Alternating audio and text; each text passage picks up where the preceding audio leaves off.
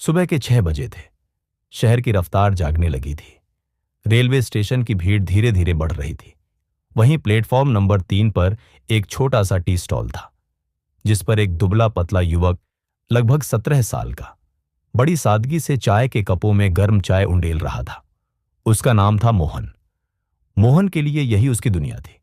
रोज सुबह 4 बजे उठकर दूध लाना, चूल्हा जलाना, चाय बनाना और फिर स्टेशन पर आकर दिन भर चाय चाय की आवाज लगाना।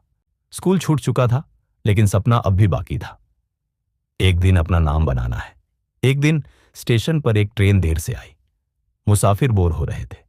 एक बुजुर्ग सज्जन, जो लेखक थे, मोहन के पास चाय पीने आए। उन्होंने मोहन से पूछा, तू यहां दिन भर चाय बेचता है, पढ़ाई नहीं करता? मोहन ने मुस्कुराकर जवाब दिया, पढ़ाई का मन बहुत करता है साहब, पर पेट पहले आता है। बुजुर्ग मुस्कुराए और जाते जाते उसे एक किताब दे गए। सोच की ताकत, इसमें तुम्हारे सवालों के जवाब हैं, उन्होंने कहा। मोहन ने वो किताब उस रात पढ़ी, धीमी धीमी रोशनी में, नींद से लड़ते हुए। हर पेज पर उसे अपना आप दिखा। वह जान गया कि दुनिया बदलने के लिए हालात नहीं, सोच बदलनी चाहिए। किताब ने उसके अंदर आग जलाई, लेकिन घर पर वह बात करने से डरता था। मां बीमार थी, छोटा भाई स्कूल जाता था, और पिता, वो तो वर्षों पहले ही छोड़कर चले गए थे।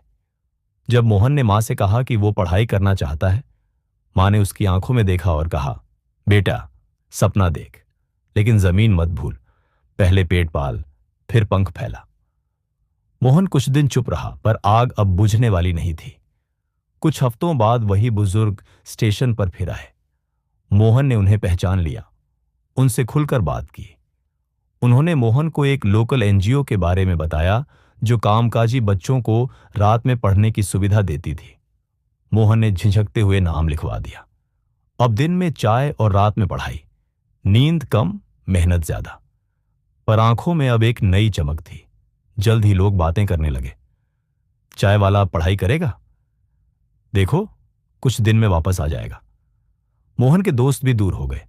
कुछ मजाक उड़ाने लगे, लेकिन मोहन ने ठान लिया था, अब पीछे नहीं हटना है। वो रोज पढ़ता, स्टेशन पर अखबार पढ़ता, ग्राहकों से अंग्रेजी बोलने की कोशिश करता। कुछ हंसते, कुछ सराहते। सब कुछ ठीक चल रहा था, लेकिन एक दिन मां को अचानक अस्पताल में भर्ती कराना पड़ा। पैसों की तंगी थी। पढ़ाई छोड़ने का मन बना लिया। एनजीओ के शिक्षक ने उसे समझाया, ये वक्त है जब तुझे और मजबूत बनना है, यही तेरा असली इम्तिहान है। मोहन ने दिन में चाय की शिफ्ट बढ़ाई और रात को पढ़ाई भी जारी रखी। भूखा सोया, लेकिन सपना नहीं छोड़ा। 1 साल बाद उसने 10वीं की परीक्षा प्राइवेट से दी और पास हो गया, अच्छे नंबरों से। उसके फोटो के साथ लोकल अखबार में खबर छपी, चाय बेचते बेचते पास की 10वीं।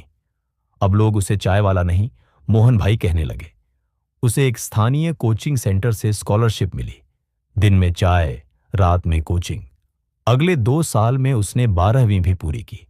आज मोहन उसी एनजीओ में बच्चों को पढ़ाता है जहां उसने शुरुआत की थी।